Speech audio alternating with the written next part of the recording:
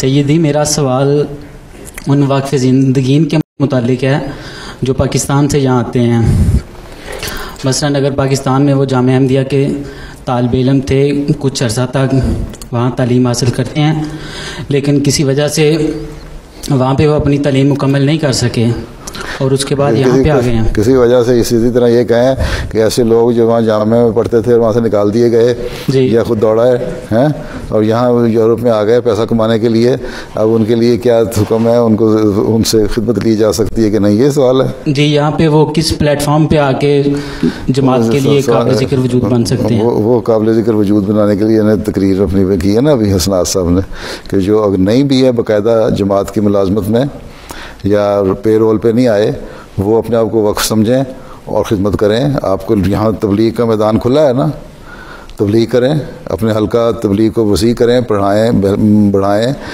صرف ایک دفعہ جا کے تو لیفلیٹ دے کے بروشر دے کے کہہ دینا ہم نے 3 لاکھ صدر خطاب کی رپورٹ آ جائے یا سیکرٹری تبلیغ کی آ جائے ہم نے 4 لاکھ 20 لاکھ کتنے لاکھ بروشر تقسیم کر دیے، یہ بات نہیں ہے۔ اب ہمیں یہ دیکھنے کی ضرورت ہے، میں کل پرسوں ہی سوچ رہا تھا کہ لاکھوں میں ہم تقسیم تو کر دیتے ہیں، یہ مجھے بتائیں کہ یہاں کی جو 30,000 کی آبادی ہے جرمنی میں احمدیوں کی، اس میں سے کتنے لوگ ہیں جو تقسیم کر رہے ہیں؟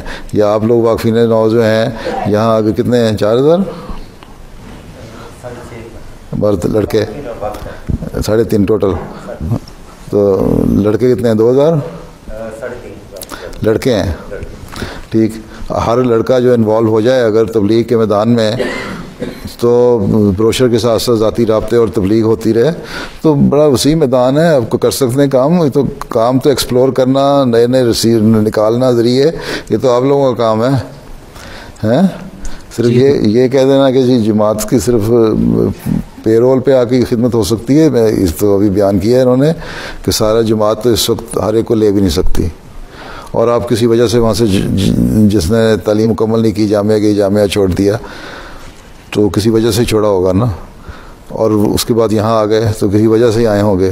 اب یہاں آ کے آپ کو آزادی ہے، آپ کے مالی حالات نسبتاً بہتر ہیں پاکستان کی نسبت، آپ کے پاس مذہب کی آزادی پاکستان سے 100% زیادہ ہے، اور مختلف قسم کی اور سہولتیں بھی ہیں، تو ان سے فائدہ اٹھائیں اور جماعت کے کام کریں۔